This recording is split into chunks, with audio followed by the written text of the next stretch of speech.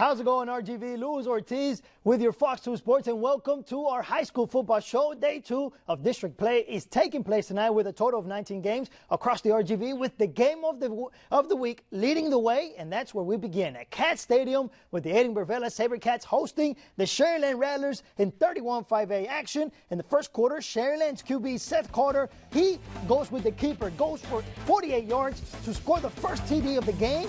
The extra point was blocked, and Vela, doing the good job there defensively, will pick up from the 20. So, SaberCats running the ball.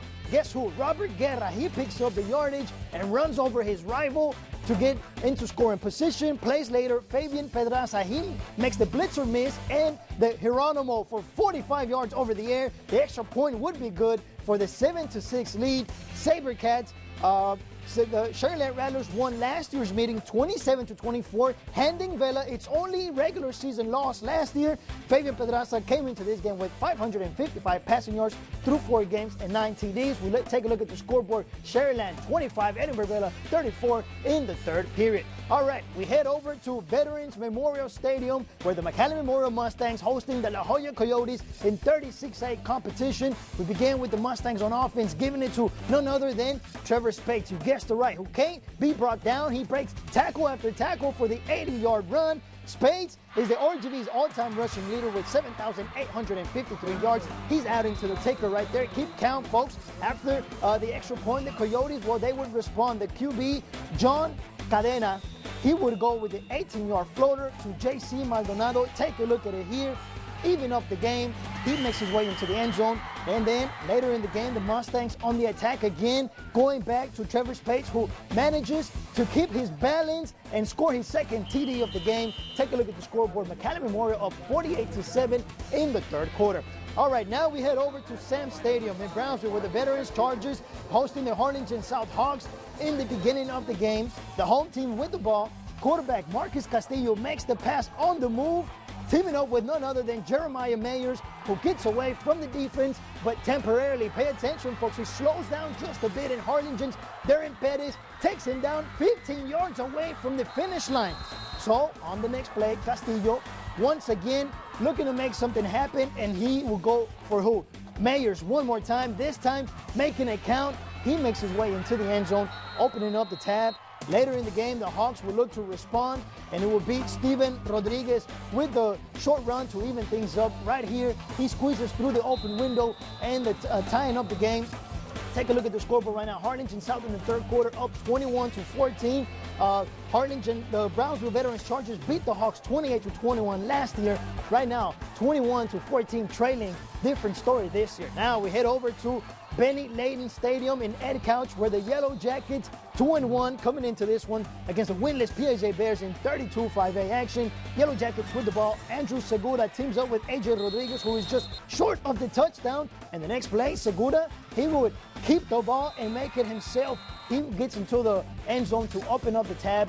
They go up 7-0. Again, PJ Bears are winless so far in this season. This is 32-5A action. We take a look at the scoreboard, and we see the Ed Couch Elsa Yellow Jackets are leading the way so far.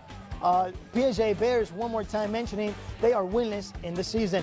And now we head over to our last game that we have, the Battle of Starr County, Rio Grande City against Roma in 31-5A action. We pick up with Roma on the run. This is Gerardo Garza, who would, get a couple yards, but then he would try it one more time. Now, Jason Pettis running 1 yard short of the TD, making, the extra effort, but he's just short 1 yard. So on the next play, Casimiro Olivares, he would score the touchdown with just a 1 yard run to get the lead. Rio Grande City it comes into this game 2-2, while Roma is undefeated so far, 4-0.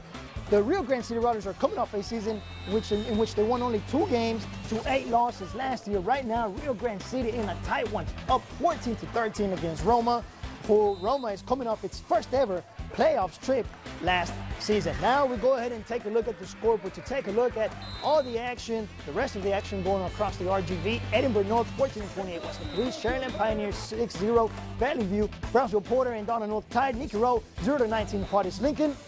We kept taking a look at the rest of the action. Brownsville Hanna 0-21 San Benito. Brownsville Rivero 0-14 Harlingen. Hidalgo 12-0 over Santa Rosa. and Progreso trailing La Feria 14-35.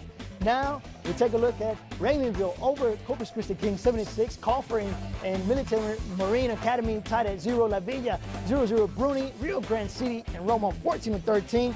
Edgar Chosa is leading BSJA 28-3. That's the score in the third quarter. All right, folks, that's halftime for us. Don't go nowhere. We'll be right back with more.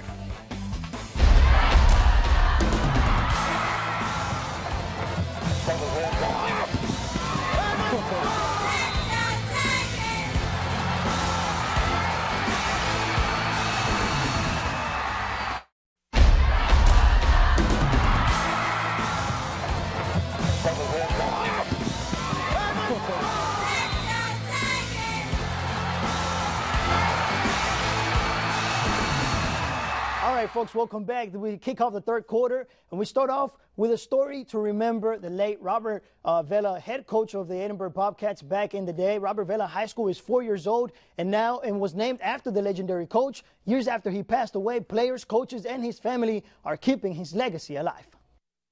It is extremely meaningful, not only to myself and the Vela family and my sons, but to the community in keeping his legacy alive. Coach Vela began his coaching career in 1988 with the Edgar Chosa Yellow Jackets, a team that he took to the state playoffs 7 times in 9 years. In 97, he returned to his alma mater, Edinburgh High School, where he reached the state semifinals 2 years later. He is now remembered for what the community calls heart attack football games. It was 30 seconds or a minute before the game ended, and we were losing. And Coach Vela always came up with that magic play and would score. A perfect example was the historic game between the Bobcats and the Mission Eagles in his first season as the coach, winning 26-23 in 5 overtime periods. I would ask him, why do you do that? Why do you have us on the edge of our seat? And he would tell me, that's the thrill of football. Coach Vela coached the Bobcats for 13 seasons, finishing with a record of 101 victories, 43 losses, and 3 draws. The late coach Robert Vela won Coach of the Year 3 times during his career, and now his legacy lives on here at Robert Vela High School, where the SaberCats find themselves undefeated in this season, as they have a big name to live up to. We don't look at it as pressure, but we understand the expectations that he had when he was a coach. We remind our kids every day when Robert Vela's across our chest what it stands for, and we know that we're playing for something bigger than ourselves. The legendary coach was inducted into the Rio Grande Valley Sports Hall of Fame in 2008. Coach Vela passed away on August 18, 2007. He is survived by his wife, Miss Dominga Vela, and his 4 children. All right, folks, that's the end of the third quarter. We'll be right back after the break.